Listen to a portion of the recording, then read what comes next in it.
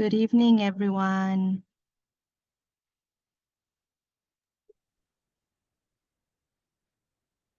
Good evening. How's Good everybody? evening. Good evening, Brother Hong. Yes, We'll just wait for another few minutes for the others to join. sure, no problem. Thank you so much.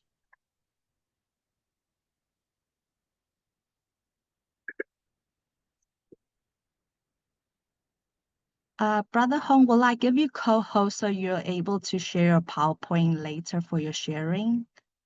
I'll be assisted by Finel. Can you go, Finel? Okay. I'll give co-host to Finel. Okay, thank you, sister. I just Thank you. sent the request for share screen. Okay. Okay, thank you, cảm ơn. Thank you, cảm ơn.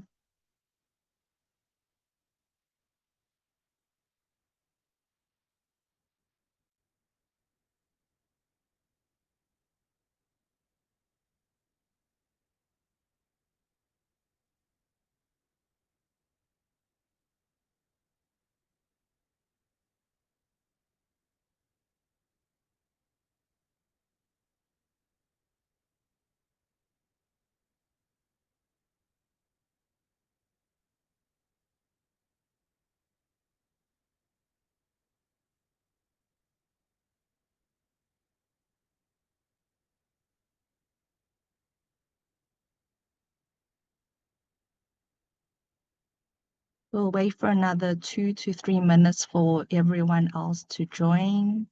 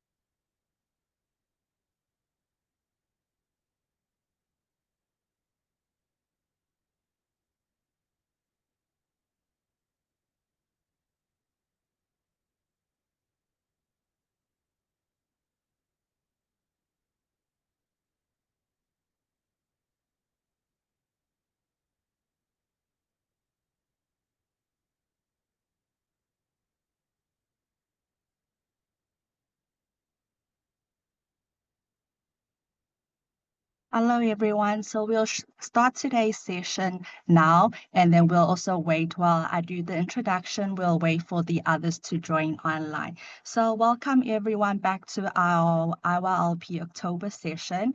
And today we continue our journey towards the Sustainable Development Goals. And then today we'll be focusing on SDG 11, which is Sustainable Cities and Communities.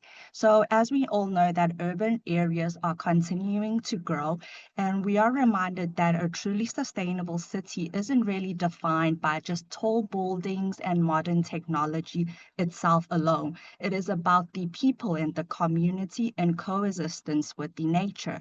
So today in today's session, we will explore how these ideas come to real life experience, real examples from our SDG Indonesia branch, how they will share the transformation of Jakarta Angke River guided by actions of SDG volunteers in Indonesia.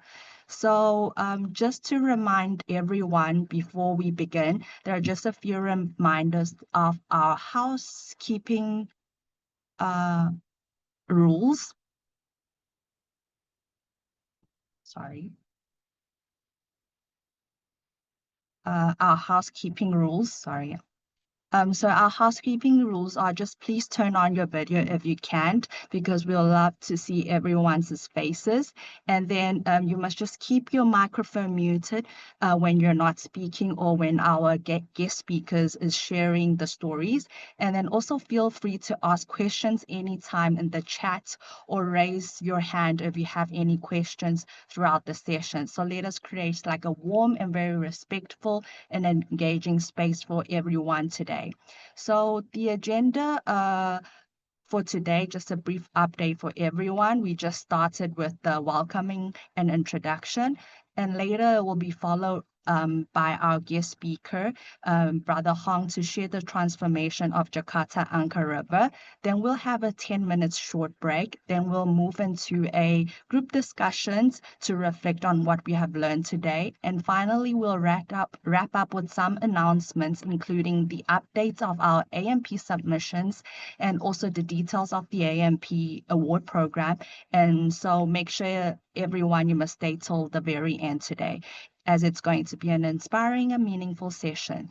So today, for the very first part of today's session, let us bring a very inspiring real-world story, the Kali Angke River restoration in Indonesia. So this project is actually an example of how compassion and collaboration and sustainable urban actions can transform not just an environment, but an entire community. So we'll take everyone back to 2002, so about 20 years ago, during a severe flooding in Jakarta, where our local Tsijing volunteers in Indonesia actually launched the Stimulatinus 5-tiered relief project along the banks of the Angke River, which was one of the hardest hit areas for the flooding in Jakarta back then.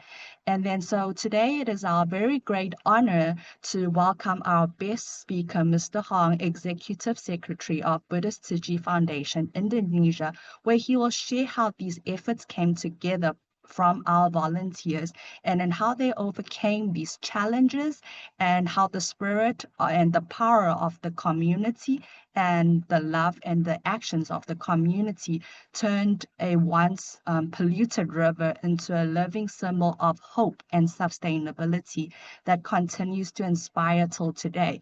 So please, everyone, let's join our hands and then give a warm welcome to Mr. Hong.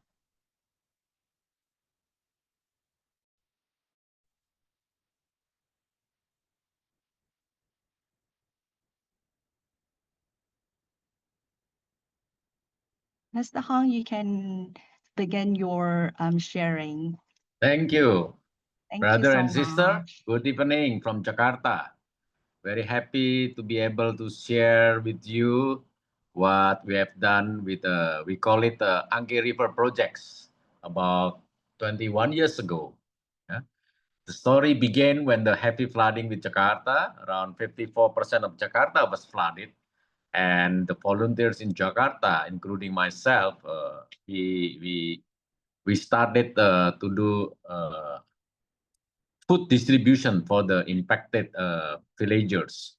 And once we did about 1 week of food distributions, we found out that one particular area, i.e. the Angke River bank, there are 13 rivers crossing Jakarta, but one of the worst area impacted is Angke River.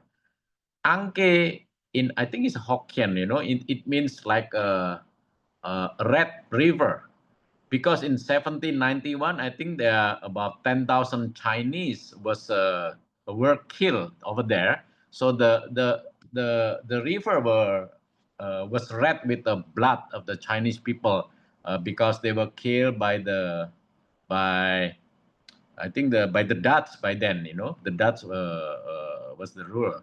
And so we began the food distribution and we tried to investigate further what we can do, because Master directed us for the 5 projects, right? One is to dry up, to clean up, to disinfect, and then to do free clinic. And lastly, but actually the most difficult, the long term is to do reconstruction and rehabilitation.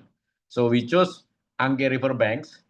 We did some survey with brother Stephen Huang and some from Taiwan also. We went there and we saw that approximately 5,000 people that live on the Angke River bank, the slum area. When we visited them, when we give the food, they couldn't line up. They will always, fighting each other to get the food. And if we see the kids, we ask the kids, do you go to school? Almost none of them, even though they're supposed to be to go to school, but none of them said that they went to school by then. So and people say, the police also say that the crime rate over there was quite high. So that was before there was the existing condition in the riverbanks, Angke.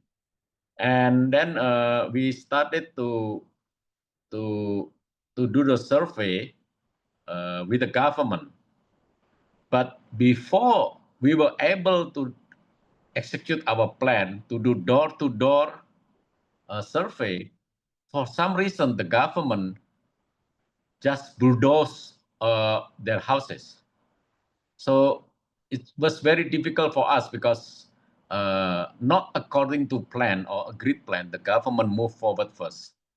And so we have to trace all this, where were those 5,000 people, So mostly they stay around radius of 500 meters, 1 kilometer from there. So we have to collect them.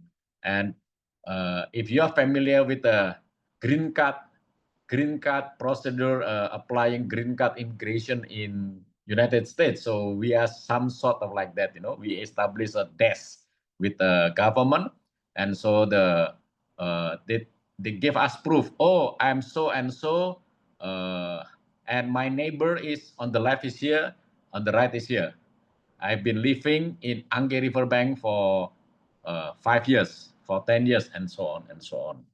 So the criteria that we are going to help them relocate to the new, what we call Great Love Village, 1,100 housing development, not too far from there, around 3.5 to 4 kilometers, is that number one, they live on the Angke River bank for at least 5 years.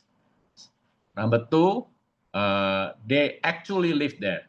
So we don't want the mafia getting, the mafia getting the housing, because it's quite precious, to go to housings. So we went with the survey for about 6 months, 3 times survey. And then we also try to secure the land from the government to build the 1,100 apartment unit. It's a 36 meter square per unit, and it's a 5-floor rise, no elevator. So that's like a housing development board or low-cost housing. At first, they didn't believe that they are going to be relocated, because in 1981 and 1989, I think the government also removed them from the slum area, promised them something, but it didn't materialize. So this time around, they also didn't believe that they were going to get real relocations. But we try to get them involved. Every month, we ask them to come to the site of the building to clean up and have interaction with have lunch together with the construction workers that building there. And then sooner or later, and later, most likely later, about after visiting 3 months, 4 months, they started to believe that we are building the housing unit for them. So that's, in general, was the start of the Angke River Project housing. But before I go further, if I may, Finel, could you play? If I may, I would like to play the music video of Angke River to give you a flavor of what it's all about.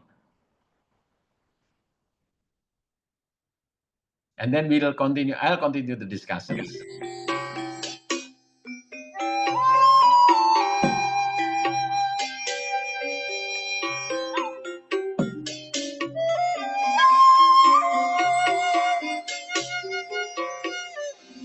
大雨疯狂洒落，哭泣的红溪河，河水无情淹没曾经温暖的家园。沉重的脚步走入绝望的明天，那是2002年的雨季。我是绝望的河流，我是哭泣的河流。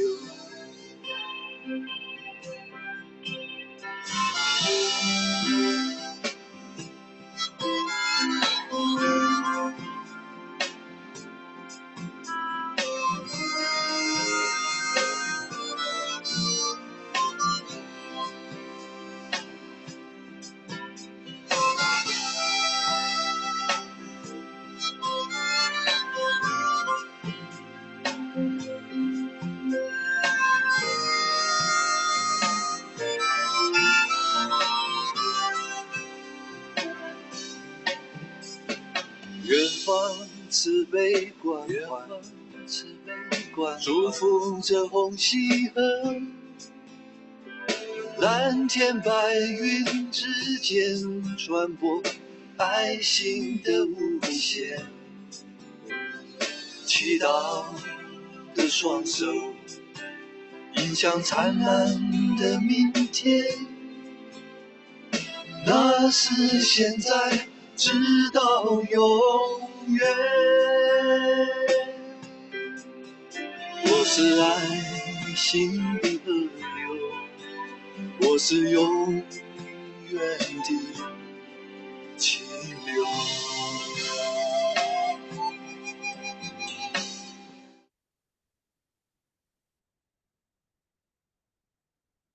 Okay, so that's the video. You can see the hardware, the building. The building we built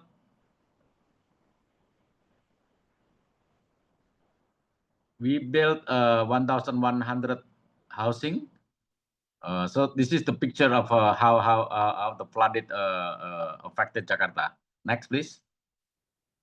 So we involve local businessmen under the directive of Master Cheng Yen. Next. Next. So this is Mr. Eka Cipta, and we try to clean up the river. It's very, very hard to do. Next. Yeah, all the activities, we have to go down on the grassroots level of the field to give confidence to people that we are serious about cleaning up the river and relocating them to the better area. Next. So from previously, the river was about only 10 meters to 13 meters and very shallow, a lot of garbage. We dealt with the government that the government should clean up and make it improve the river conditions. Next. And this is the inaugurations of 2003, August. After 1 year construction, the housing ready. The key elements, brother and sisters, about the SDG 11 on the hardware side is that number one, build it close to where they come from, because they'll still need to do their works. They need to do their, if they're selling cakes, they can still sell cakes. If they work, they can still work. So close proximity, about 3 to 4 kilometers from where they originally were, was quite important. Number two, it has to be integrated housing project, meaning not only the housing, but has to have next please, school. Next, also, so look at we have a schools, we have hospital, and we have a commercial wet market, and also some like a mosque, small mosque. So we have to be integrated hardware solutions. Next. So this condition, they just move in because it's just fully furnished. The JUCI volunteers and JUCI donators in Indonesia provide the full furnished apartment. Next. So from the hardware side, school, hospital, and mosque and commercial market is quite important. And the most importantly, not only the hardware, but the software. What is the software? The software is the Kan En Chun Chung Ai. So we try to instill the value of JUCI early on to for the residents. Originally, only two things we try two behavior we try to encourage. Yeah, don't throw garbage. Don't throw garbage, from their housing unit. Number two, queuing, because queuing means chunchung, respect, respect others' right, So only keep it clean, don't throw garbage, and learn how to queue. So that's the first 1 or 2 years. We thought that the behavior would change in 5 years, but we were mistaken. The behavior changed more than 10 years. Actually, on the 15 years that it changed, starting to change. And the changes are not from the adults. The changes from the students, from the kids. So when the kids went to school, when the kids go to school, they learn about respect. They learn about gratitude. They learn about great love. And the first year was quite tough for the students or for the teachers, because perhaps malnutrition. So the students cannot stay awake for more than half an hour. Usually they fell asleep 15 minutes into the classroom. So we got to supplement their diet in the morning with bread, with mung beans, with milk, etc. Because 15% were under malnourished, malnutrition. So physical nutrition is quite important for them, and slowly they're starting to get on par with the normal development, and then learning also Kan En Chun Chung Ai. And now, if I jump forward the next 10 years, the behavior that change first are the behavior of the kids. They learn how to keep it clean. They learn respect. And when we started to do like a tuberculosis program, we started with the kids first, because the kids will understand and then try to tell their parents about to get the help with the tuberculosis. So after 5 years, the kids change. After 10 years, the mother starting to change. And how they start to change? Because they see their kids have a brighter hope. When they go to school, we purposely, graduation of high school, we provide with sitting down lunch with the parents. So when the parents see sitting down lunch, they see how to use the fork, how to use the spoon, how to use proper utensils. Then they understand there are more to life than just scavenging, or or it's education is the key to improve your future. So that's the take home from the parents when they attended the graduation of their kids. So not only hardware, we have to take care of the software, like I said, kanan chunjung ai, and also to show them, to demonstrate to them the value of education.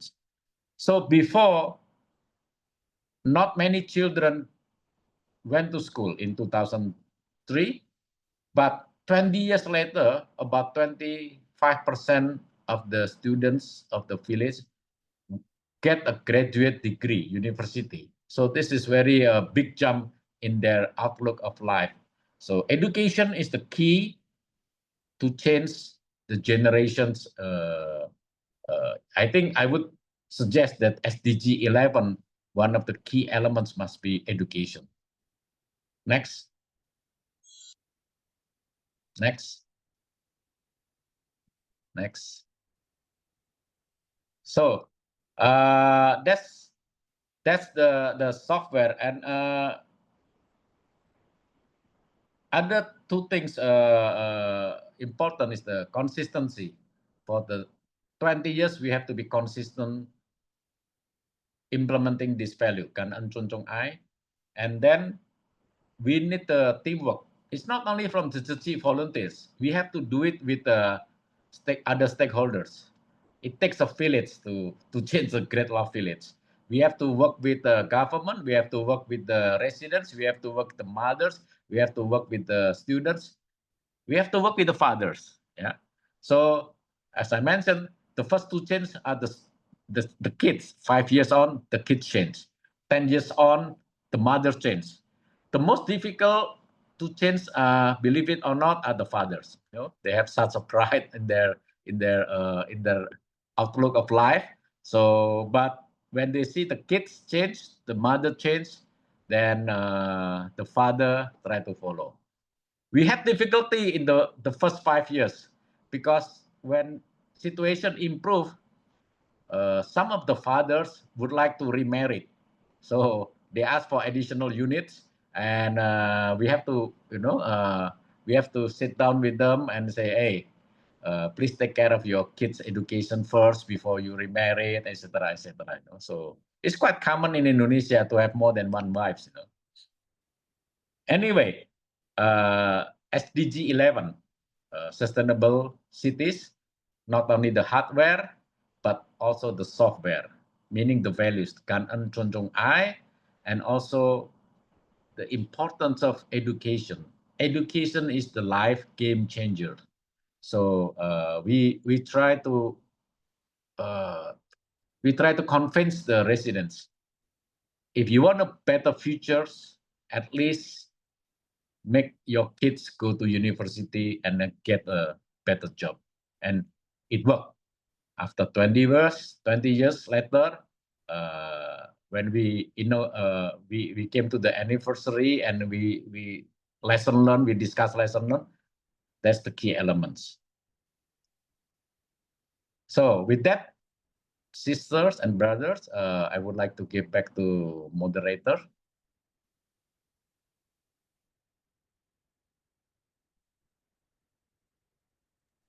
Okay, thank you so much, brother, for your sharing. So do we have any questions right now for Brother Hong before he ends his session with regards to the Angga River project in Indonesia? Do we have anyone online who wants to raise any questions?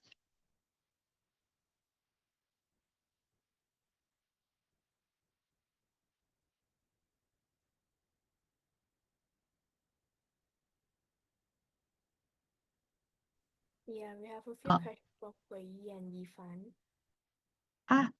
Wei Yi, do you want to raise your Ifan questions? also has his hand raised. Okay. Maybe after Ifan.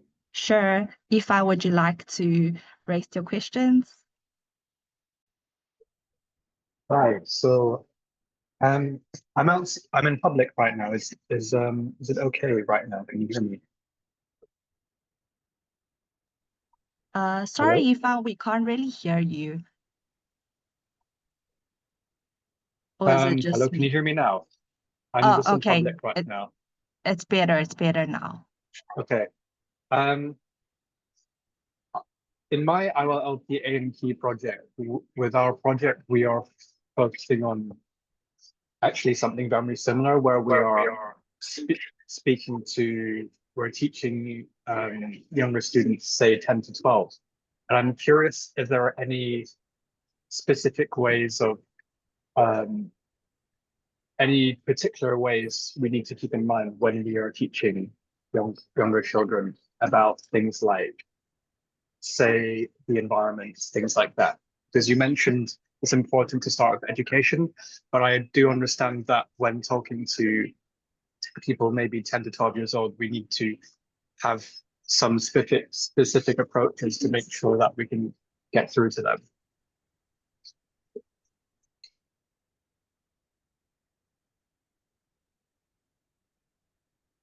Should I answer the questions? Yes. Okay. The situation, I think, will be different from place to place. When the first 5 years in our experience, as I mentioned, the nutrition is quite important because they were malnourished, and from our experience, the children from the slum area are not too keen on the intellectual or theoretical. They are more active, they are more kinetic. So we provide them more with like a playing soccer, more starting with more physical things, to get them, to get their energy, So you have to tailor to their background and to their preferences.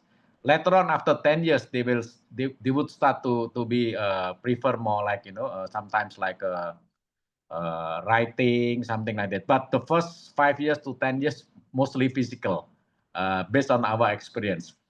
But to have a very good teachers, I think would help. And the key element also, 100 teachers at the school, they live in the Great Love Village. So every floor, we try to have one teacher, and because the kids absorption rate are different, so the teacher could provide after school tutorial to them. It helped with the 10 years to 12 years old at that moment, yeah. So we make it mandatory for the teachers to stay also in the Great Love Village. It's not about, it takes a whole village. It's not only about their teacher, but also their parents, and we also work together. We also provide classes for the parents because 90% of the parents cannot read, so we have to provide reading teaching how to read to 30 years old to 40 years old, and at the same time we have to provide how to find a job, how to make money for them to make a living. It's quite tough, for the parents also when we provide a career training, or for example, yeah, we teach them.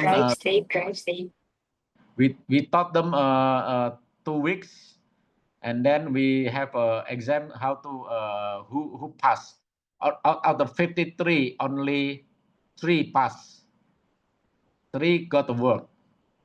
But after 2 weeks, I saw 2 of them not working anymore, and I asked them, why? Why you're not working? You are suitable for knitting. I said like they said like they woke up late 2 days in a row, and they didn't want to get scolded by their supervisor. So their willingness to work, and they were not really ready to go into the workplace. The same with the kids, is different than other kids. So we have to tailor made according to their conditions. Oh, thank you. Thank you. So That's very helpful. just anecdotal. The first 3 months, when they started the school, the teacher got frustrated because when the bell rang, some of the students went out from the classroom, not through the door, but through the windows. That's their habit.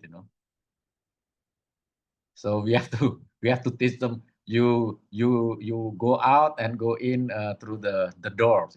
Classroom door, not through the windows. Oh wow, Yes. this is very interesting anecdote. Would it be possible just to ask one follow-up question on this, please? Sure. So you mentioned talking to parents as well.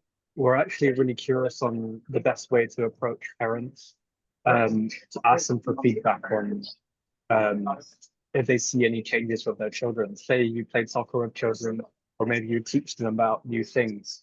But we're really curious how to talk to parents as well, to ask for feedback, because we will talk to the children, but I think because the children are living with the parents, they see them every day. We'd like an adult perspective as well. Yes, it's very important because, for example, some of the parents they didn't provide a good nutrition to their kids. They gave them sugar drink, etc., instead of let's say mung beans, all the healthy food. So we got to educate the parents about the nutrition, and also about the basic hygiene, washing their hands, and all the basic things. The basic hygiene things we taught the kids, but also we got to teach the parents. Was there any way of getting feedback from parents as well? Or is this Oh because yeah, in this context I was in a team of 10. We call it 10 because 10 people from the Cici Sinarmas at that moment. We were not me, yeah. We were also living in the Great Law Village for the first 2 years. So you have to be close to them, yeah. Okay. Thank you so much. Others asked a question as well. Thank you for your patience, everyone. Thank you, Ifan and Brother Hong, for your responses. So after hearing Ifan's question and Brother Hong's sharing, I thought one of my key takeaway from this session is because Ifan raised up the importance of environmental awareness through education, but Brother Hong just mentioned it's not just among the environmental awareness education is not just among the children, but also to their parents, and then also, through Brother Hong's previous sharing, he also mentioned that the Tzu volunteers in Indonesia actually carried out hands-on projects where the volunteers actually went into this community and then taught the communities, all the residents there, how to recycle and then also take practical actions for this cleaner environment. So I think this is also something very important. And then next I see Sister Wei also has a question that she raised. She wants to raise and ask. Thank you. Thank you, Natalia. Brother Hongjin, thank you so much for your presentations. Sometimes we encounter questions like, what are the examples of us, in Tzu Chi that we do will help in poverty reduction? Just now you mentioned very nicely already that education is a game changer. And also through the questions from Ifan, you also answer a little bit of what I really want to ask. But I'm very curious about from the back end, from the planning side, what are the strategies and what are the progress that you have to actually journey with them to know that, okay, we're giving you the resources, we're giving you the support, but someday later, we want you to be independent. We want you to be able to improve your own living cost or everything. You gave one example on the career training, but it was just 3 out of 53 apply or managed to make it, and even 2 of them kind of drop out. So is there any other initiative that the Tzu Chi Indonesia team came up with? And if you have any examples that you would love to share. Thank you. Yes, very good question, Sister Hui. I would like to share with you, this is an interesting program. Yeah. So in order to live in the Great Law Village, we agreed that the education cannot be free. It should be around $3 US dollars per month. It's very small amount, actually. And also, if you live in the housing unit, it should not be free. Also, you need to pay the community for the cleaning. So around $1 or $2. So we believe that if you make everything free, it's not encouraging for them. So we very small amount. However, almost half of them didn't pay. So we asked them around why you didn't pay, and they say like, oh, I didn't have enough money because my job was sporadic, etc., etc., etc. So we established a community-based what they call is like a home industry.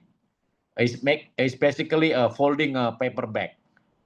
So you were given, let's say, a raw material for 100 paper bags, and if you finish in 3 days, then we will pay you one paper bag certain amount of money, right? So it turns out that after hearing that if you don't have job, we will provide job for you, especially for the mothers. Yeah, it's not for the main bread and butter. It's the secondary income, and we design the income to be at least enough for them to pay the community what you call IPL is like a community, it's like a rent, it's not rent, but it's community, like the $1, $2. So half of the money they earn, they need to pay for the community, and then half of them they can take home. And about 100 work, but still 20 to 30 people at that moment didn't come. So it's not that they don't have a job, but they didn't want to work. So it's different, because we provide the basic minimum. It's just walk 20 meters from your house, you get a job. Yeah. But if even that they don't want to do it, then we know this one is not about getting a job, but they didn't want to work. So it's different treatment. So that's how we separate from getting real employment and from getting people that didn't want to work. Those that we didn't get the work, we have to door, sitting down with them and say, encourage them, in this life you have to be responsible, etc., etc., etc. Look at your kids, you need to be blah, blah, blah, blah. So with that, 10 years to change. Right now we basically have almost zero people. If they didn't pay, they couldn't pay because perhaps they are disabled or something like that, not because they didn't want to work. So we try to provide as many jobs as possible, basically. Thank you so much for your explanation. If I'm not taking too much of your time, may I know follow-up questions? How do you make a deal to ask people to provide them the jobs? Is it from the businessman among in city volunteers? got a lot of a corporate, right? So we just ask them, hey, outsource your shopping bag folding some to us,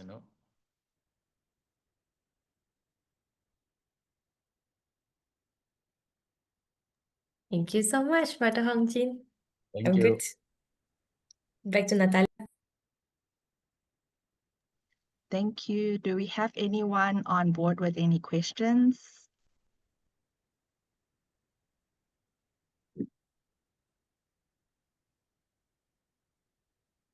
Just out of my curiosity, we know this Anchor project is actually a very big and then long project that it lasted for 21 years.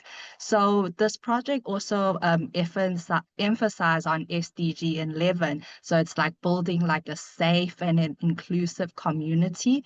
So when restoring the Anchor community, how did the volunteers in Indonesia ensure that the voices of the local residents, especially the vulnerable groups, were heard? And then I'm sure when including their voices, I'm sure that there are a lot of challenges that may be engaged. So I don't know what was the biggest challenges the team maybe have faced during this restoration progress, and then how did the team overcome? Yes, good questions.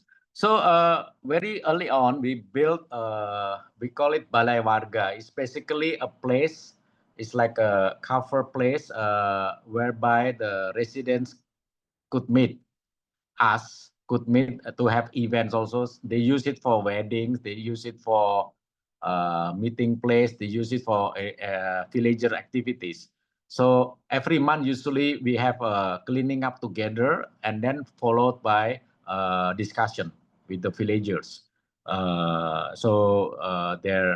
If they have any inputs, if they want to, if we want to introduce certain programs, so communication happen in that particular area. The biggest challenge actually is about the bad guy. So if we are talking about the good guy, if they are willing to change, or they are not willing, but they are at least they don't do bad things, it's okay.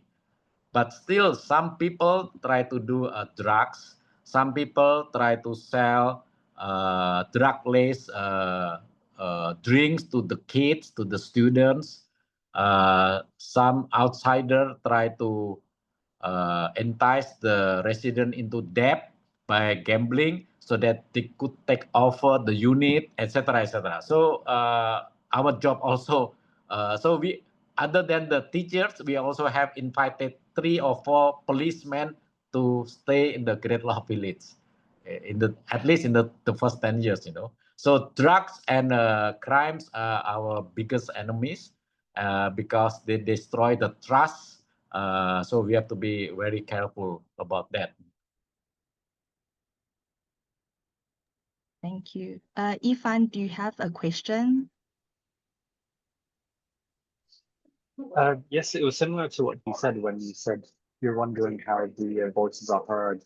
And yeah, that's very good to hear, because I think it's very important to make sure when we do things like say what happened in Indonesia when we reached out and we helped people, or even like in our A&P project when we were educating people, we want to make sure that we've made the impact that we set out to do, and we're figuring out the best way to collect feedback on that. Yes, so I think through Brother Hongjin's sharing, we know community engagement is actually very like important. So how they at SDG Indonesia, how they engage like community talks, they gathered inputs and organized like community activities with the local residents. So it allowed everyone to voice like their concerns and ideas. So involving them directly, the community directly, could actually design like a solution that truly meets their needs, and also build like trust within the community, and then also ensure that all the efforts could be sustainable and then accepted by the entire community. Thank you, Brother Hong, for your sharing. One more additional is that we were lucky because the economic conditions of the Great Law villagers in general improve. Because of the surrounding area, the Great Law Village, they are the community also booming, new commercial, new developments, and so that provide jobs also for the Great Law residents, and a small census that we took in the beginning in 2003, 2004. There were only 100 motorcycles in the Great Law Village, and there were only 3 cars owners. And 20 years later, there were 2,500 motorcycles and about 100 cars. So that's from is a multiplier indicative of their economic well-being.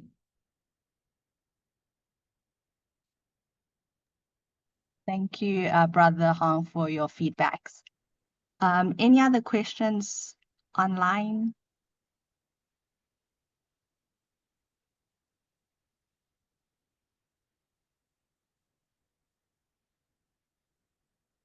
I just have another question, because I know Indonesia is actually very prone to like disasters like earthquakes, flooding. So I don't know, how does our SDG Indonesia actually raise awareness on disaster, maybe reductions awareness through maybe the software and hardware in this Great Love Village?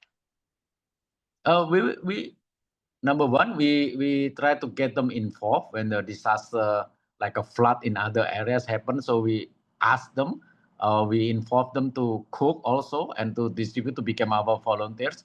And usually it went smoothly because usually their cousins, their grandma or something, in other affected areas. So we actively try to involve them to see the impact if you are not taking care of your throwing garbage in the river directly, etc.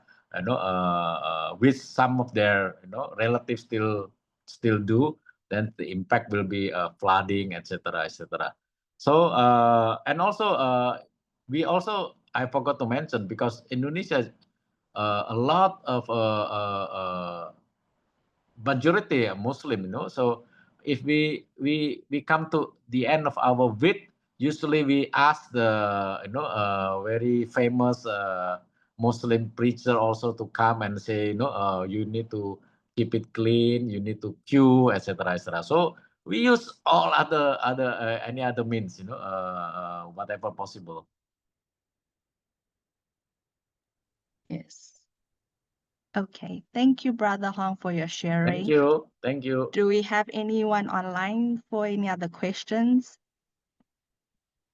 If not, then we'll just end today's session. So we actually very thankful to have Brother Hong for your truly inspiring sharing. So from today, we learned that the story of the Anchor River is actually show us that what's possible when compassion meets collaboration as a community. So we see that this place was actually heavily polluted and then also flood prone river has become like a living example of how environmental restoration and human connection can coexist. So through the perseverance of our SDG volunteers in Indonesia, we saw how they did the cleaning and the rebuilding and also engaging the residents and changed the it changed the entire neighborhood. So this actually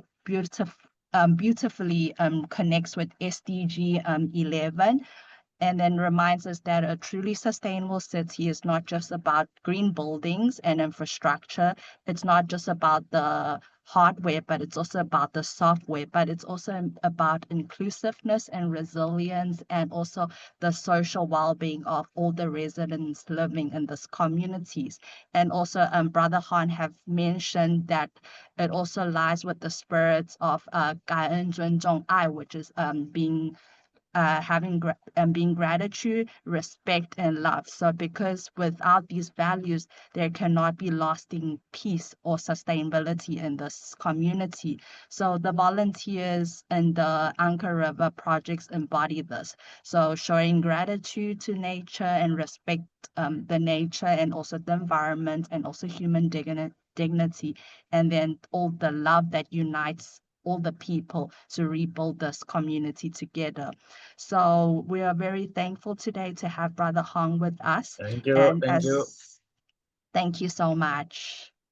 So thank you. So today, before we going to later have another discussion of what we have learned today, but before we start our discussion, maybe we'll have like a 10 minutes break. So we will ask everyone to please come back at 8:35. So when we come back, we'll continue with our group discussion and reflect on what we have learned today and explore how each of us can contribute to building a more sustainable community. So thank you again, Brother Hong. Maybe we can take a group picture with Brother Hong before he goes off, if that's okay. Let me just turn on. Okay, everyone will have our cameras on and I'll count from 1, 2, 3. Wait, Katie's turning hers on. 1, 2, 3, cheese. Okay, thank you, everyone. Thank you, Brother Hong. Bye-bye. We'll Bye-bye. have a 10-minute break and we'll see everyone at 8:35.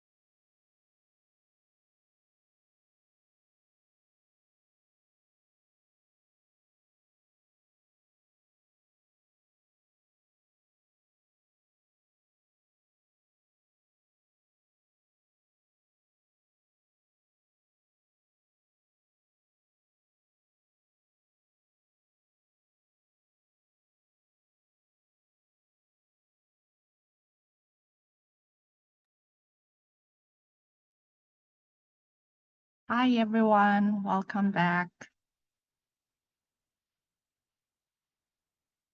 You can start turning on your cameras. Okay, so now it's actually everyone's turn on the ground to share and reflect. So we actually just heard the story of how our SDG volunteer in Indonesia collaborated with the local residents and community to restore Anka River. So next, we'll move into smaller groups for deeper discussion, and everyone can have more engagement, because previously I think people were just shy. To share their thoughts, voice their opinions. So everyone will be actually be randomly assigned to a breakout room, and then in your small groups, you will have time to discuss the following guiding questions. So I'll be going through the guiding questions, and then you, as I'm going through the guiding question, you are welcome to take photos or screenshot of it so that you don't forget.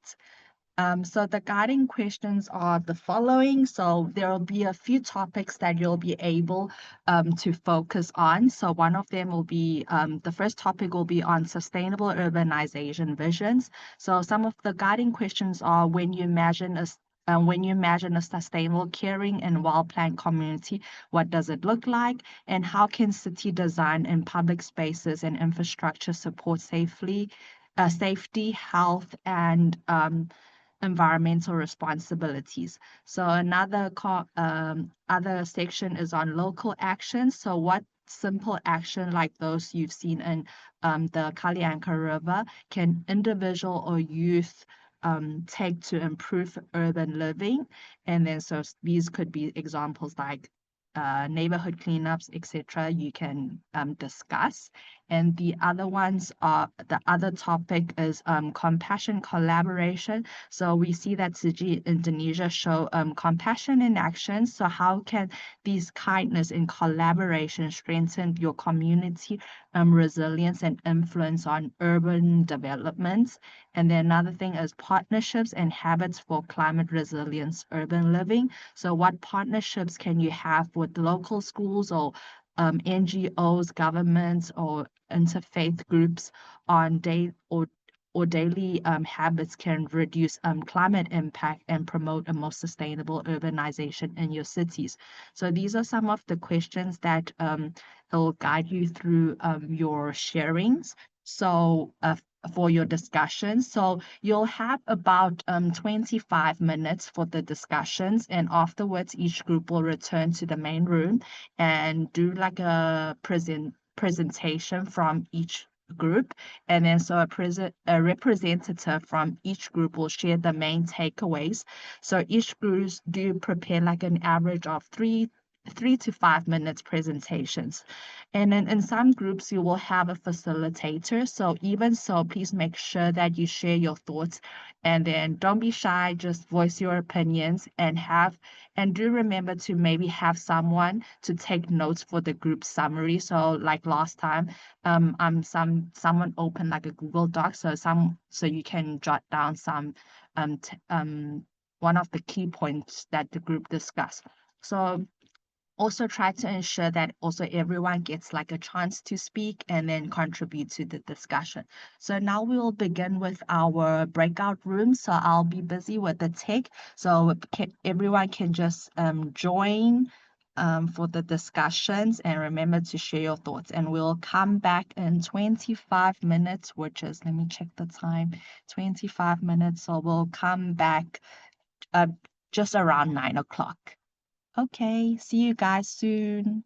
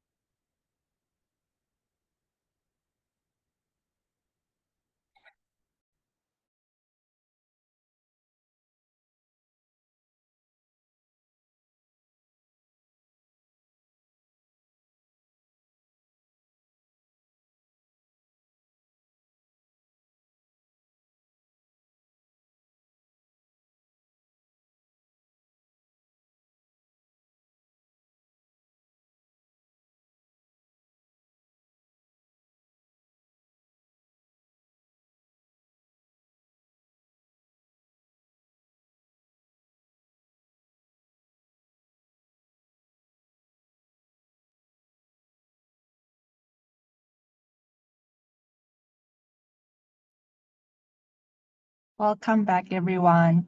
Oh, I'm hearing myself. We'll just wait for the others to come back.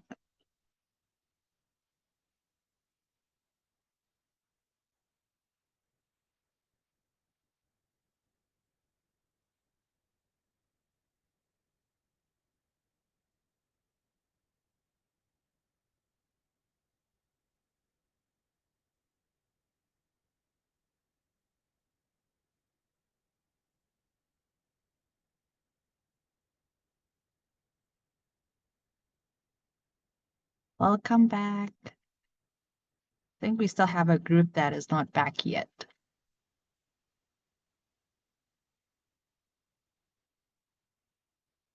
Okay, I think everyone is back.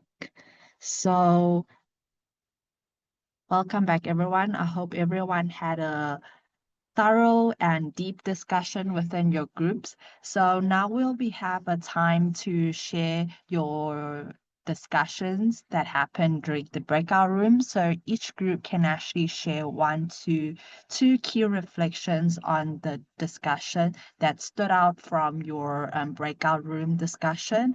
So maybe we can start from group 1. Let me just check who's in group 1 again. Yeah, so we can start from group 1. I just need to double check who's from group 1.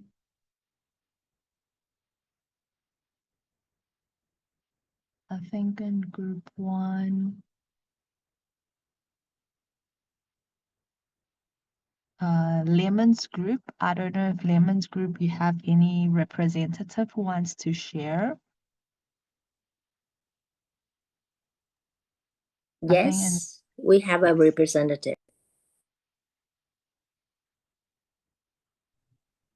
Hi. Yeah, I can start sharing. Yes. Do you want to share screen? Let me stop my share screen. Sorry, I think my note's not very comprehensive. So is it okay if I just talk through it? No, it's okay. No worries. Okay, thank you. So my group basically we started with the sustainable urbanization vision questions. We were discussing about how we would imagine like a sustainable design. So Sirapa from our group mentioned about eco-friendly and accessible designs, integrating green spaces into urban planning, and integrating cleanup programs into maybe our urban lifestyle and culture. So moving on, when we talked about the simple actions that individuals can do, we mentioned a range of like different initiatives from individual to community. So things like if we see some fertile soil where the trees have been chopped down, maybe we could go ahead to plant stuff by ourselves. And also maybe cleaning up trash. So this could be on an individual scale or also a neighborhood cleanup. And then this would be very affected also by the culture of the community. So as Navish mentioned, in Malaysia, it's also known as like gotong royong to help to clean up the neighborhood because of this sense of like neighborly spirit. But then we also mentioned that in focusing on these individual actions, there are maybe some things that we overlook. So, for example, I think individuals may be unclear of whether their actions are violating city laws. And so they may not know whether it's okay for them to maybe like plant on state land and things like that. And second thing is maybe the issue of moral hazard. So it's raised that, like, let's say if certain people in the community who are passionate about the environment and also having a clean space for the whole neighborhood come together frequently to clean up like the space, this might incentivize like certain individuals to litter more because they feel like anyway there are going to be people cleaning it up and it's not really their responsibility. So in response to this issue, our group discussed about this idea of like culture. So Lemon mentioned that in Taiwan, I think there's a very strong sense of like a caring community because when we help to clean up like maybe the land that we live in, it might not necessarily be with like a very utilitarian view in mind, but it's just that we have this sense of we are willing to help out other people because we are all one big family, and so we kind of trust that they will also help us out. And because we were discussing about culture, we also mentioned about how volunteerism then helps to foster this sense of like community and care for each other that can kind of inspire people to look beyond their own like individual desires.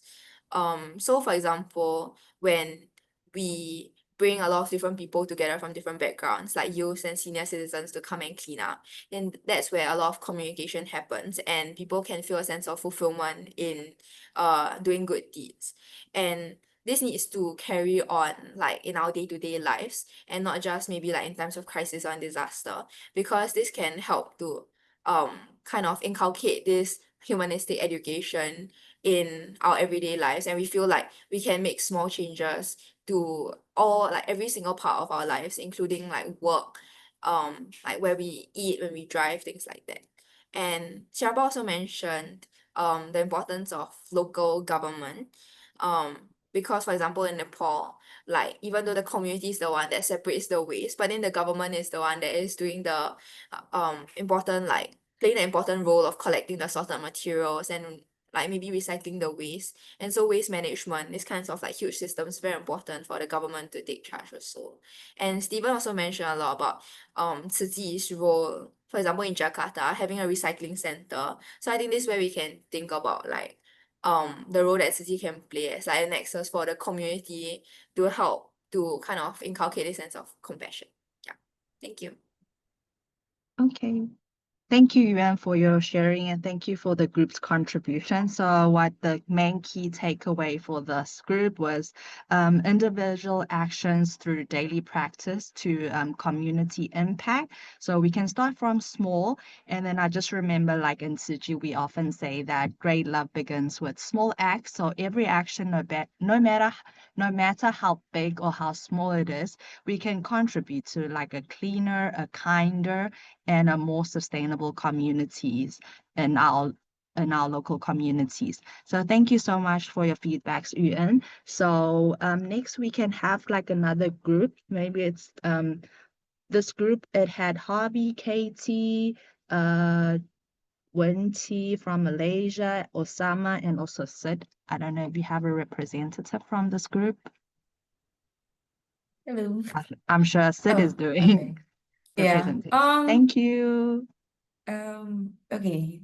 I can flash our notes, but our notes are kind of all over the place. So I will discuss it, but if you want to take time to read it on the side, I Okay. can Yeah. also share. I will also share. Okay. Can you see my screen? Yes.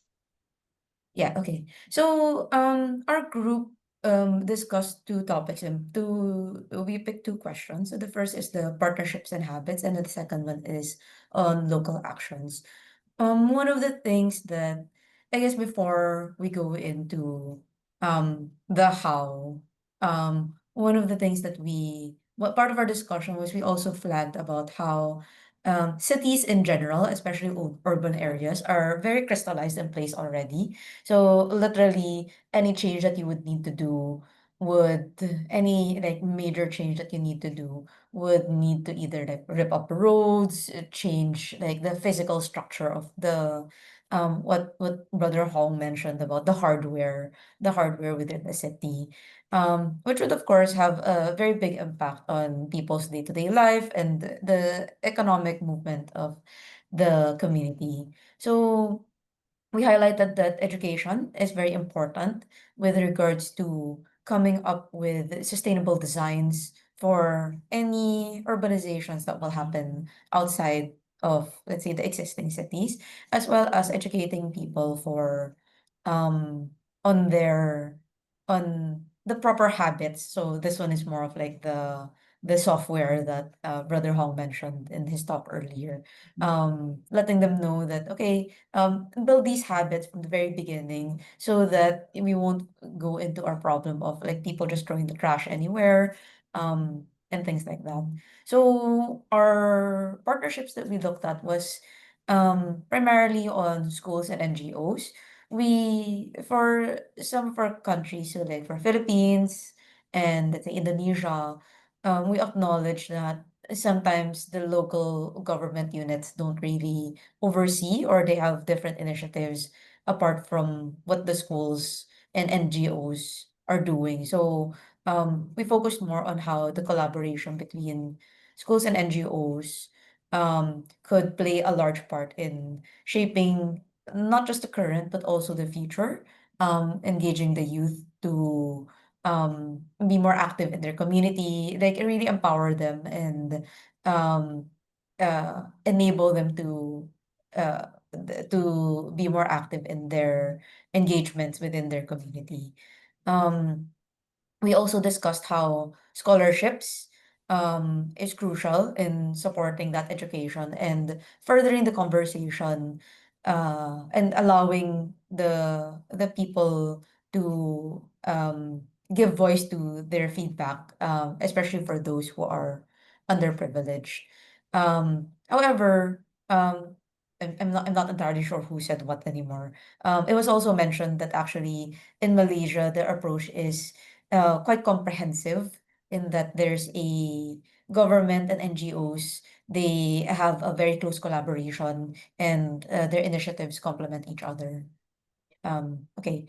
One more item about partnerships is the idea of how in every urban space, the the community should have like a third space for a dedicated area wherein the youth could or anybody within the community actually could give space for their agree to have conversations and for their ideas to grow. So the idea of like creating that third space so that there's this avenue where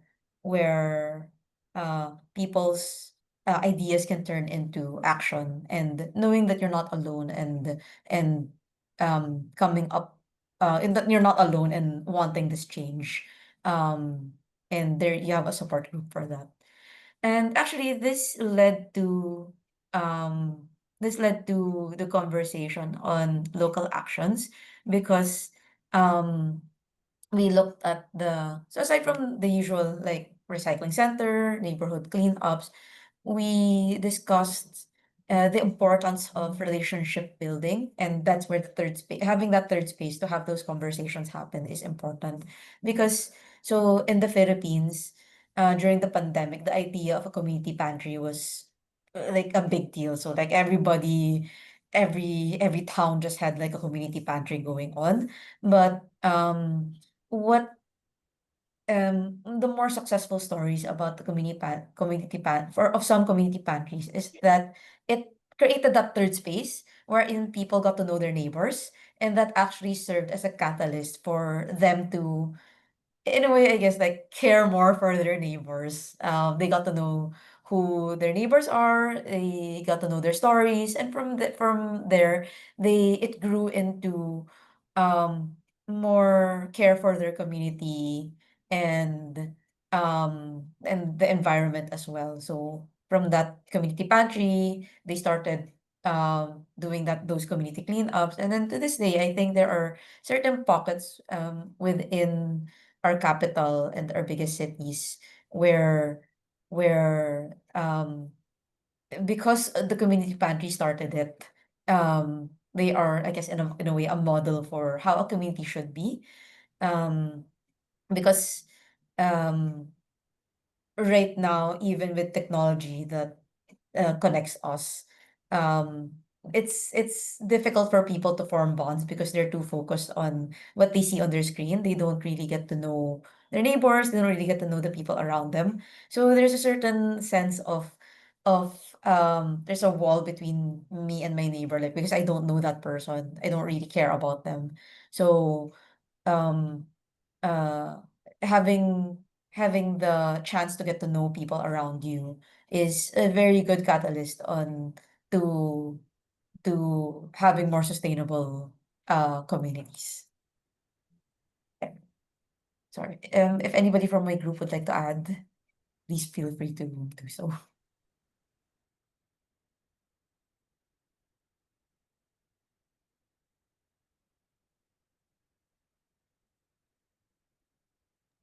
Okay, okay, I think that's it.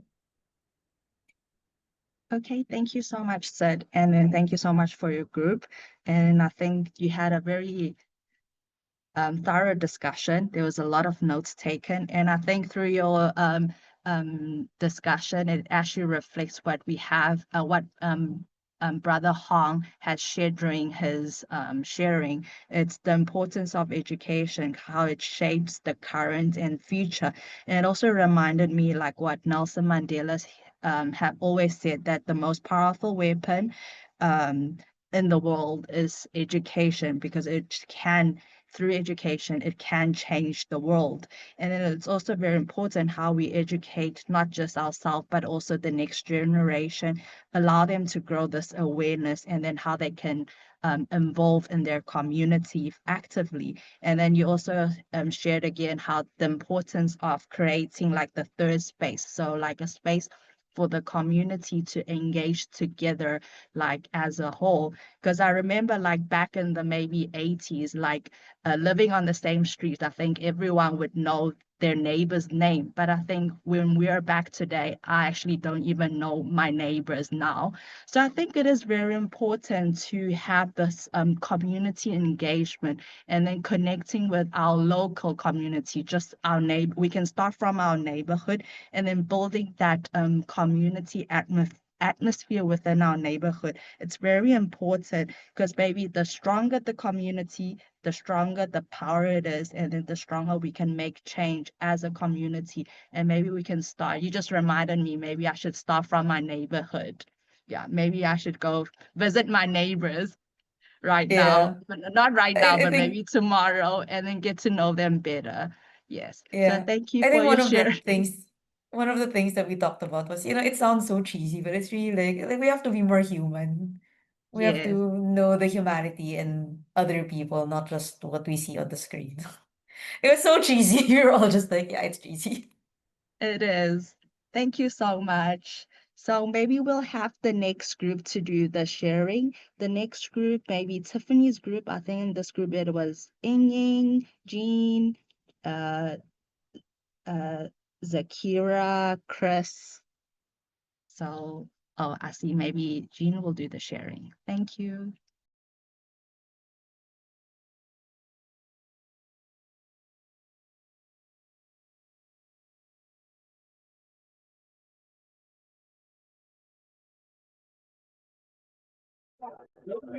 All right. Okay. So, good evening, everyone. So, our group was discussing mainly focus on the fund structures itself. So, we have a few examples over here. So, we first we talk about Mozambique. So, in the Mozambique, so we talk about the villagers that actually walking all the way to the highway on their own foot, which is taking there a lot of times. So, Tiffany is sharing about Kami as a encourage locals to um, learning about the infrastructures buildings, and also by providing the bikes so that they can travel uh, between the village, which is for instance, yeah. So all this is to access for individuals to access to each another. Yeah, because having a bike here, Teresa is like it's a symbol of rich in the locals.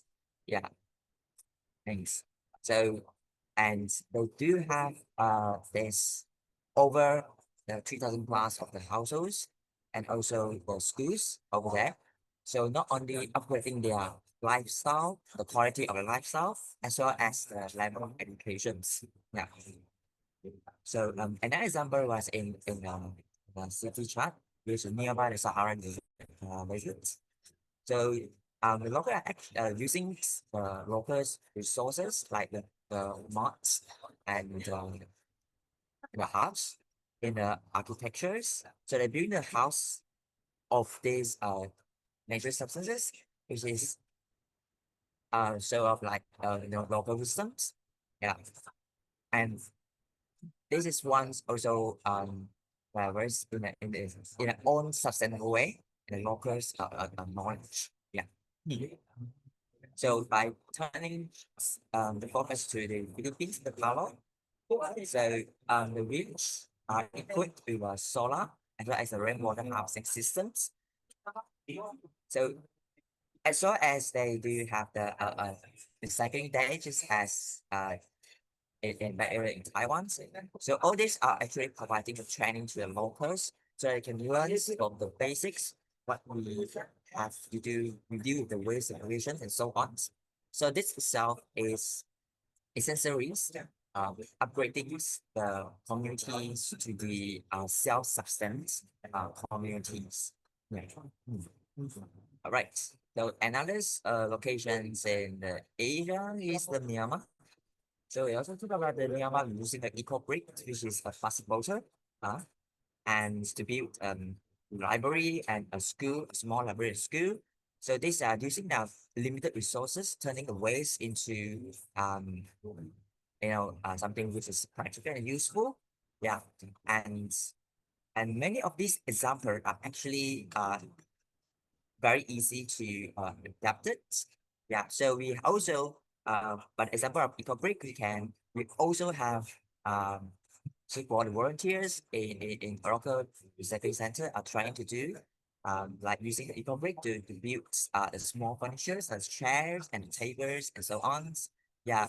But one thing is like when we actually look at adapting the solutions from other area to the locals, sometimes we does fail some failures, try and errors. And all these things are actually contribute to our local adaptations of certain solutions, which is making us moving towards localized, sustainable efforts. Yeah. So the last example I was talking about in Penang, which is in this pictures is it used to be a market, but after the MCO, it's a transfer in the multifunctional buildings, which we have the libraries, community hall, as well as the market in the lower ground area. Yeah, so we actually right. So we actually the chief department as a management managing the material library by providing the trainings to the elderlies, like teaching the elders how to use the digital services like the smartphones, the apps, and so on, so that it's connecting a local to this fast moving development today. Yeah.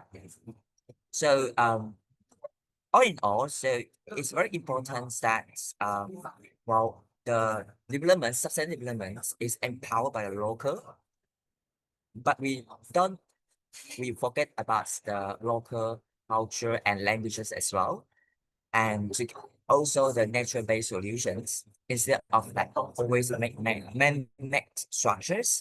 Yeah. So by appreciating the local culture as well as the local-based solutions, they actually take care of not only the humanistic value as well as the disaster risk reduction as well. And all these things have start from people, but as connections to the local community as well as the government, because we are not talking about we are not talking about different languages, so we actually need to be on the same platforms so that the local people and also the government can actually working on the same target, and we are moving forward on the same page so that the strategies for the governments and the requirement from the local community can be both achieved. Yeah. So basically that is our discussions of our group just now. So thank you very much. Thank you very much, Ian, for your sharing. So from what you learned from your sharing or your group's discussion, we have different examples from different countries on how we actually empower the local communities. So when we think about sustainable cities, we must always start from the local solutions. So even when we have like innovations, we should also very focus on the local content and the local culture. Just while you were sharing, I just had a thought about I think 2 years ago when there was a typhoon in Bohol, And then and after the typhoon, we SDG actually wanted to build like a what do we call it? A concrete houses there.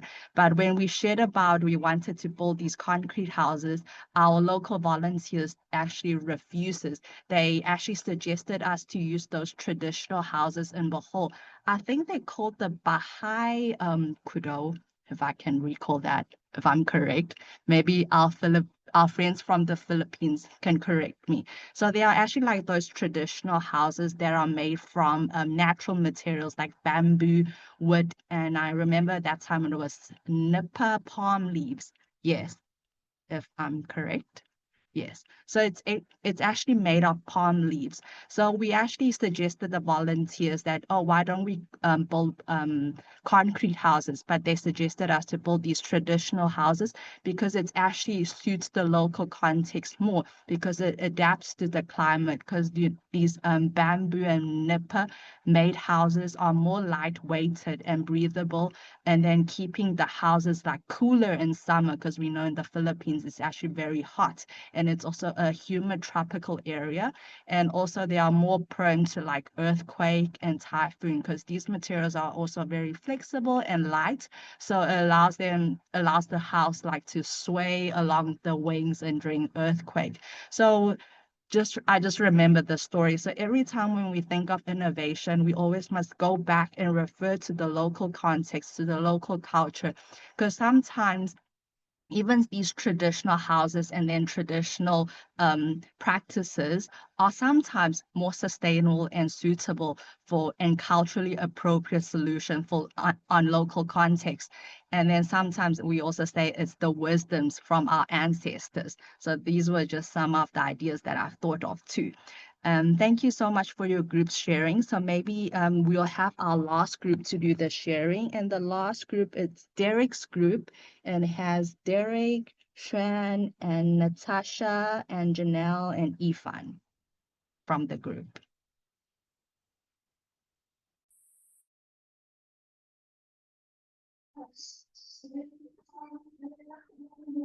Hello. Hi, I've made notes on my laptop, but I can't show them from my laptop, so I'll just read off the notes that we've had. So for the first question, when you say, when you imagine a sustainable, caring, well-planned community,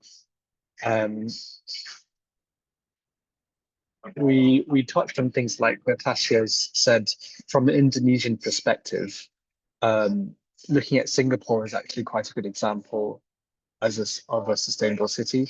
So there's lots of pedestrians compared to, say, Jakarta, where there's not many pedestrians going on. There's just a lot of motorbikes, a lot of motors, things like that. Derek has said from Malaysia, a lot of towns should be more accessible for disabled people. So say if it's a blind person, they'd have trouble navigating the social spaces, which is quite important. And myself, I was thinking that in the UK, we do have a lot of trains, but the trains, I think it's probably one of the most expensive trains in Europe. And even if the public transport is widely available, if it's not accessible, then how can this be caring community? Because say you can get from anywhere, there's loads of trains, but if it's only for those people with higher income or people who can access that, then it isn't really inclusive at all. So when we think of how can cities design public spaces, Xuan was talking about, how do we imagine a sustainable caring community? Xuan and also I agree that it should be focused on things like social and educations for us before thinking of things like environment. So say places which are very, which some people are fighting to survive. Many people, if you can't even survive, why would you care about the environment, is what Xuan said. People need to be educated first. Is it GigaQuit from Philippines? Said, so when it comes to an ideal sustainable community, so this is moving on to the city design question. Giggle believes that food sustainability is quite important. So if people know how to produce their own food, then they are less reliant on imports from other countries. This means you'll be self-sustainable. It does tie back into the education itself as well, because if people would need to learn how to produce their own food, they would need to be educated on that. It really is a big thing about education, I think. It's the knowledge itself. If you want to be able to do something in the future, you need something to build on. Like a big argument is in global aid, if you're helping another country, if they receive the support, they cannot survive without your support. They need to be able to survive without the support itself. So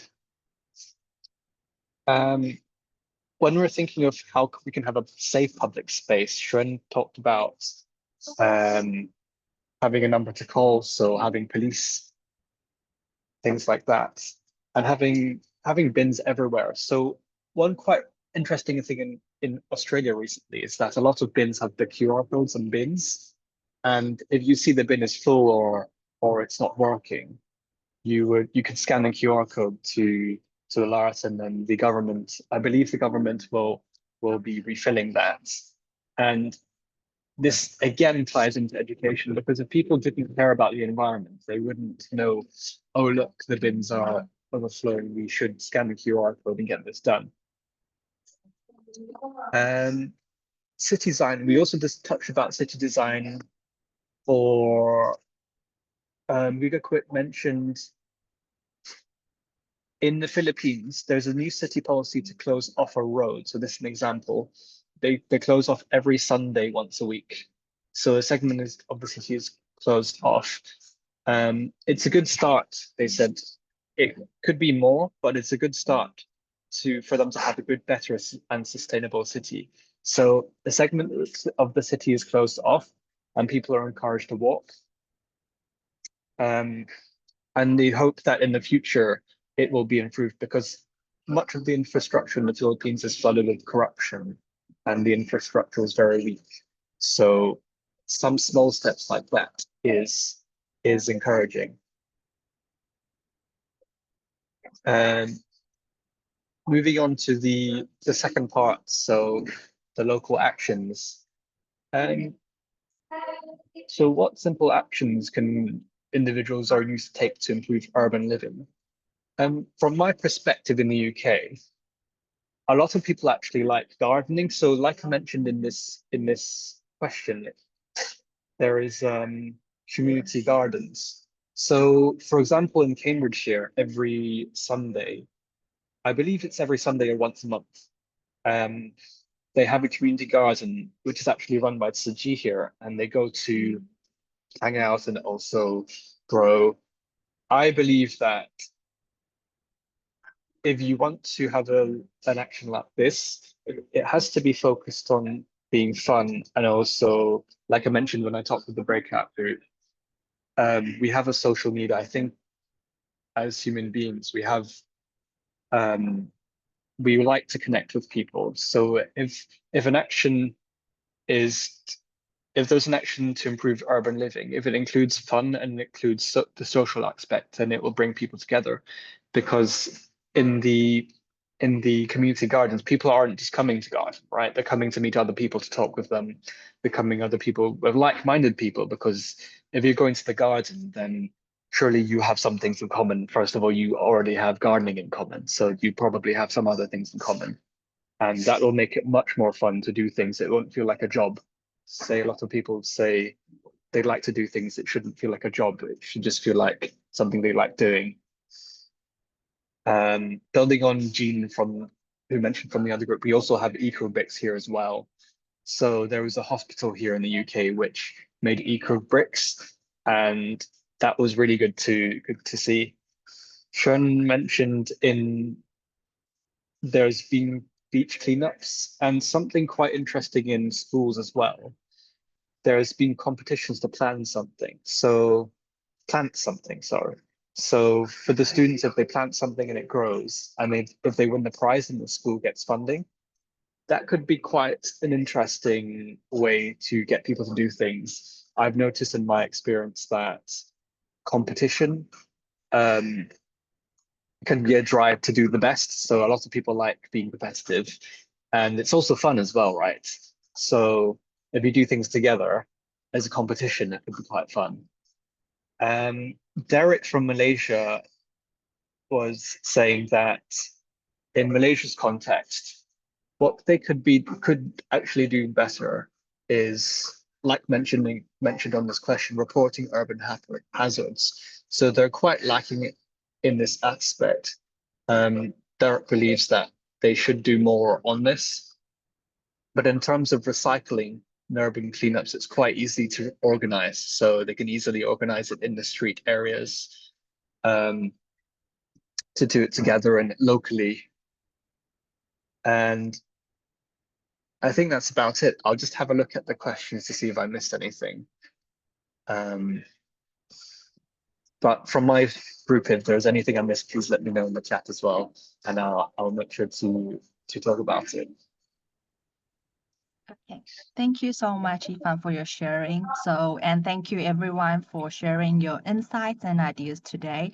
So we can see it's inspiring to see like how each of everyone is thinking about ways to contribute and how we can contribute to a more sustainable communities. So some of the common themes that we observed today is maybe individual actions to community impact, and then how important is educating the community about these awareness is also very important, and local actions, and how we can engage, like Ifan say, how we can engage the community or schools or like public spaces like hospital, etc., to local actions.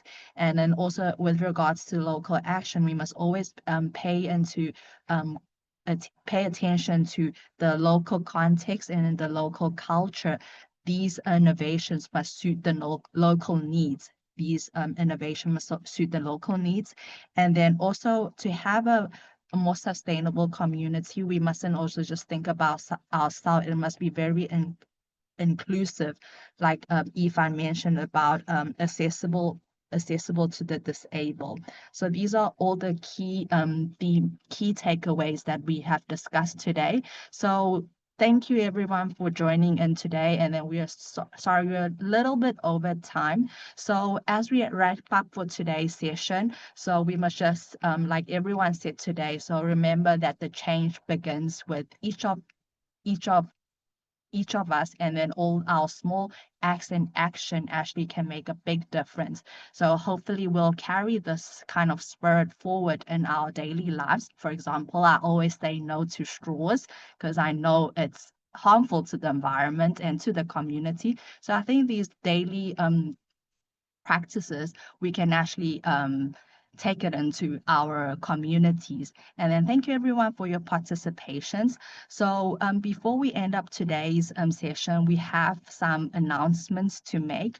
So first, as a reminder for your AMP project, so for the initial submission is actually the submission of your AMP outcome report is due on October the 18th, Saturday, at 11:59 GMT +8. So please ensure your reports and slides are completed by this date.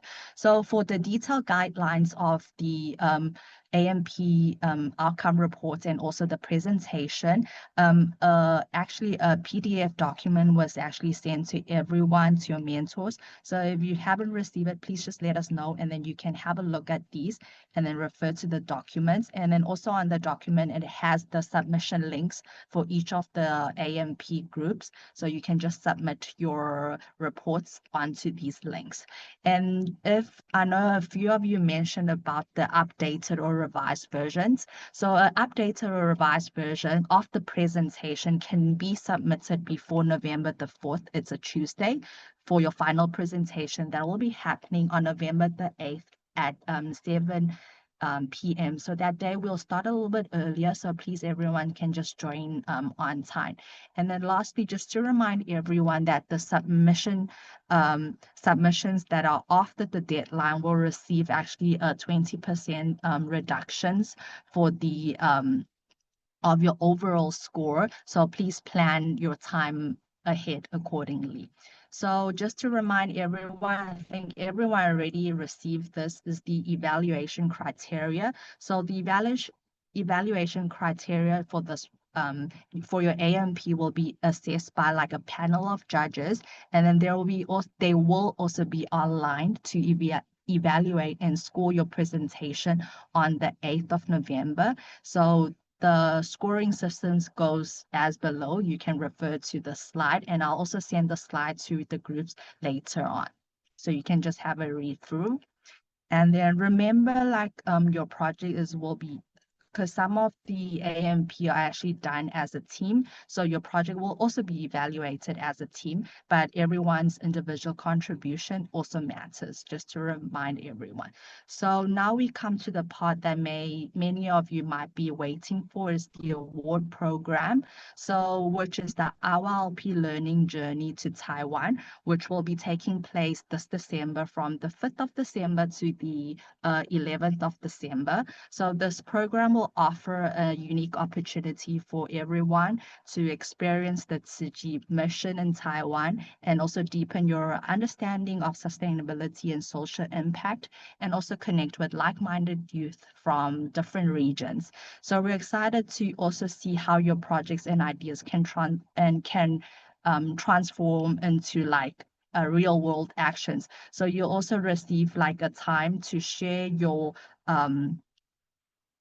AMP at the TIA conference, and then which is an annual conference that will take place at the end of the year. And this year it will take place on December the 6th. So this is also your time to share your I know everyone will be curious on so who is eligible and then to participate in this award program. So for everyone who firstly, for all the participant who submits the AMP outcome report is eligible, but then you'll be awarded. Only the top 3 that are awarded will be able to come to Taiwan. So everyone who has submitted their AMP outcome report and then it's complete their presentation on November the 8th will be considered for this award program. And then next is the evaluation. Your AMP will be evaluated as a team. So looking on how you individually or as a team has collaborated and then executed and presented the project. At the same time, for the individual for the team, it is very important that on your outcome report, you also mention about the role responsibility, so we can also mark on how the team has involved in this project. So it's very important. So who will be awarded to come to Taiwan? So it will be the top 3 AMP project, let it be individual or a team. So you'll be assessed and then evaluated. So the top 3 projects will receive the opportunity to come back to Taiwan to learn and experience and grow together in your upcoming trip in Taiwan. And then for each of the winning team or individual will actually receive an up to USD 250 flight subsidy. And the subsidy will be given to you in cash upon arrival. So you'll have to book your own flight tickets and then we'll pay you in cash on USD. And then your meals and accommodation and local transportation, all the expenses that occurred in Taiwan will be provided by the program team. But, sorry. But please note that for like personal expenses such as like travel insurance, visa fees, and any additionals, if you want to do additional stays, your accommodations for your additional stays, and then your souvenirs, etc., is at your own responsibilities. And you're also responsible to obtain your own visa and travel insurance, but the IYLP team, the program team, can help you to issue an invitation letter or visa supporting letters. So, and lastly, also, if you're not the top 3 winners of the when you're done when we do the assessment, you're not in the top 3, you're not one of the top 3 winners, you're still warmly to welcome to join this Taiwan trip, but at your own expenses if you want to come. Okay, wait, sorry. And then just lastly, to let anyone know, the top 3 winners, whether the team or individual, will be notified by November on the 15th via mail. And then once you receive the notification via mail, please make sure that you RSVP your participation by November the 22nd. So like we can finalize all the travel arrangements. And then remember, this program is a learning journey as for young leaders. So we're excited to meet everyone here in Taiwan. And then just more about the program. So let just everyone know about the program. I know some of you may be interested in what's going to happen during your trip in Taiwan if you do end up coming. So on the first day, it will be the December the 5th. So you arrive in Taiwan and do some sightseeing. So it's a relaxing start to start with the local culture. But if you want to go sightseeing, it's more on your own expenses. And then on the 6th, you'll attend the TIA annual conference in Huashan, 1948 Creative Park. And this is actually the time that you'll have the chance to showcase your AMP projects to more youth. And then you'll also share your ideas and impact with a wider audience and letting more people know about the great work you have done. So, okay. So after the TIA annual conference, during this trip, you'll also have some of the opportunities to visit some of the several key SDG missions and then see the impact of these missions. So the first place that we'll visit is Guandu Jingsi Hall and Dai TV. So Guandu Jingsi Hall is actually one of a very beautiful place, beautifully designed. The building itself is actually like a very sustainable architecture. It actually incorporates like energy efficient systems and then also like a very eco-friendly material made out of it. And then it reflects the Tzu Chi's sustainable philosophy, and it's actually integrated into every space of it. And then also next to Guandu Jingsi Hall will be our Da TV, which is the TV media or broadcasting platform. So you'll also visit the media broadcasting station. And then next you'll also visit Xingdian Xingdian Tzu Chi Hospital, which is one of the hospitals, and then you'll actually have a chance to see how the healthcare systems and then how humanity integrates together into medical practices. And sorry, you also visit Dai Technologies, and then this is actually demonstrating to you how technology is applied to support humanitarian aid work that is done by Tzu Chi. So this will happen on day 3 during December the 7th. So day 4, we will actually have a chance to visit the recycling station and Zhongshan Bade, and then you'll have a chance to experience the recycling work done at Zhongshan Bade, and then also visit a treasure room that is in Zhongshan Bade, which is a space that was creatively designed this year, and it actually showcases like how waste materials can be transform into valuable resources again.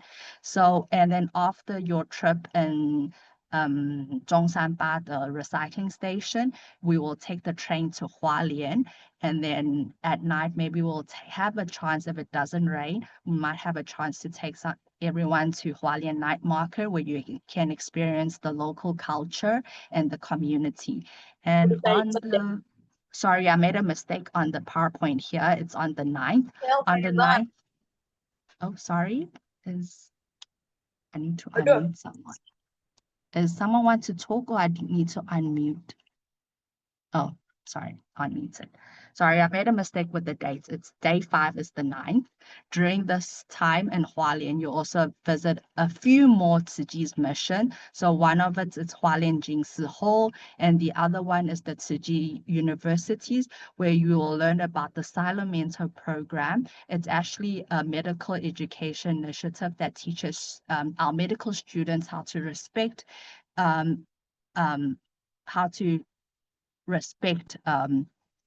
through real world practices. And then in the afternoon, we'll go back to the Jingsi abode, which is the spiritual home, and then also the Tzu Chi headquarters and the heart of Tzu Chi, where our monastic practitioners live self-substantially and cultivate, and do their cultivations. So we'll visit the Jingsi abode and also the Jingsi culture factory, which sometimes we call it the Xieli factory, cooperative factory. It is the space that the Jingsi abode monastic practitioners diligently work at with their hands and then embody a self-sufficiency and then dedication to Tzu Chi's missions and volunteers worldwide. And then on day 6, which is the 10th, we'll experience Tubo at the Jingsi abode, which is we'll have an opportunity to experience the Zen-inspired lifestyle at the abode monastic. So this is actually a very unique opportunity for you to observe and participate in the monastic daily routines and mindful practices. Yes, so gaining deeper understanding how self-efficiencies and dedication of our monastics supports the Tzu Chi global missions. And then the last day, which is the 12th, the 11th, you'll take the train back to Taipei, marking the conclusion, the end of your trip in Taiwan. And for those who are returning back home, there will be we suggest you take the flight in the afternoon or evening, so giving you more flexible time to travel from Hualien to Taoyuan Airport. So hopefully this is the draft itinerary of your trip back to Taiwan. And then here are just some pictures of the places you'll visit. Yes, these are some of the pictures. I'll share this in the group later on. So we'd like now to open the floor to anyone who have any questions about the A&P, the presentation, the award, or the trip to Taiwan. So feel free to raise your questions, or if you can't talk, you can also raise in the chat. So it's the chance for you to clarify any misunderstandings or anything you want to do. Open to the floor.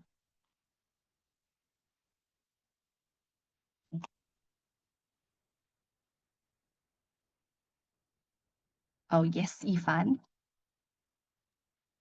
Hi, with the report that we give,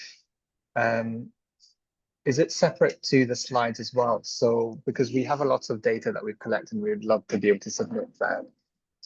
Yes. So Yes, is it during our presentation itself, we won't be covering this data as much? Yes, so actually there's 2 to the report. Let me just go back to this. So there'll be a presentation and an outcome report. I don't know if you can see my screen. Oh, yes. So the outcome report is actually a much more detailed report. So it contains more content, And then for the presentation, it'll be just a shorter version of it. So for the presentation, each group will, depending how big your group is, if you have more than 5 members in your group, your sharing will be 15 minutes. If you have 2 members, about 8 minutes, and then 5 minutes for individual projects. So for the things that you should include in the presentation on the 8th, it'll be an introduction. So the project title, and then if you have team members, introduce the team members and the backgrounds of this project and the SDG addressed, and also the Tzu Chi values. And then the project overview, which will be the problem, the problems that you identified and the purpose of this project, and then connection to SDG values, and also the actions and method you implemented, the steps, and then the community engagement and the teamwork, and then the outcome of this projects and reflections and the future plan of this project. And then, but for the much more detail will be on the written report, which is the outcome report, and this will also actually be submitted to the judges. I don't know if Okay, this thank you. answers your question. Yes, there's 2 more questions. Is that okay? Really quickly, the with the timings per group, with the suggested ones, are we, say if it's a two-person team, are we able to go over those 8 minutes, or are we limited to 8 minutes for a 2-person team? We suggested 8 minutes because actually we have 17 groups in total. We are afraid that we won't have enough time to go through each group, because at the moment, if you see, we have 17 groups that need to present on that 17. evening. Yes. Oh, 17 teams. Okay. Yes. And with 17 the projects. 17 projects, and with the submission next week, I see that we have to submit slides, but if those slides aren't complete, will that influence our assessment? So say we submit our report, but we still want to add things after next Saturday.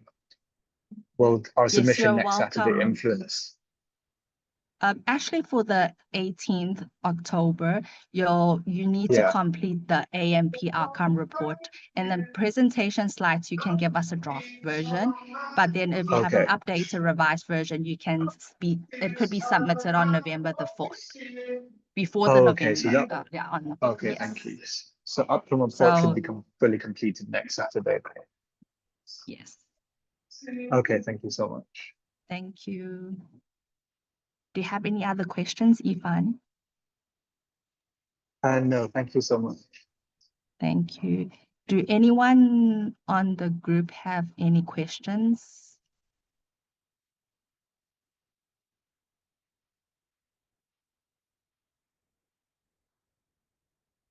I guess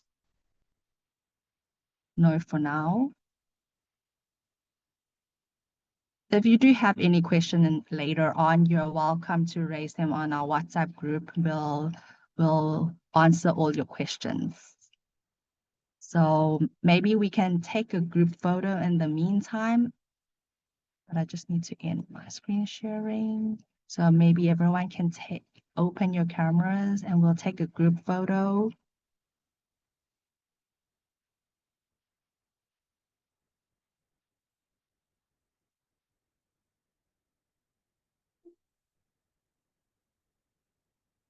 Okay.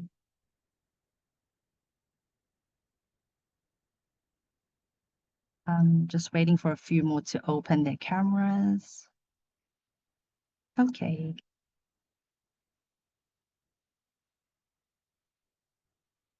Okay, 1, 2, 3, cheese. Okay.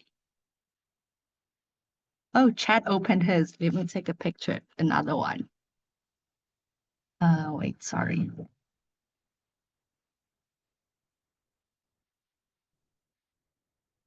Oh. 1, 2, 3, cheese. Thank you, everyone. Guess everyone don't have any more questions. If not, we can start logging out. And then if you do have any questions, just raise on the WhatsApp group. Thank you, everyone. Good night. Thank you, Sorry Natalia, for running the hosting. session late. Good night. Good night. Goodbye.